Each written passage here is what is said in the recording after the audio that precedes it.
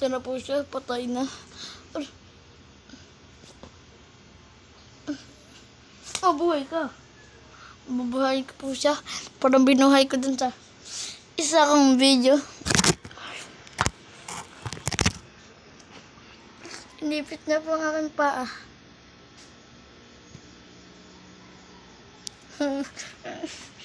Naipit po yung aking paa. Naipit po ang aking paa.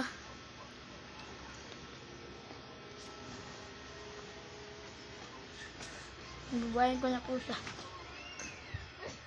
Siya nabuhay! Siya na inaganti. Makakaganti ka pa, Utoy. Ito na po ang last na episode. Episode 4.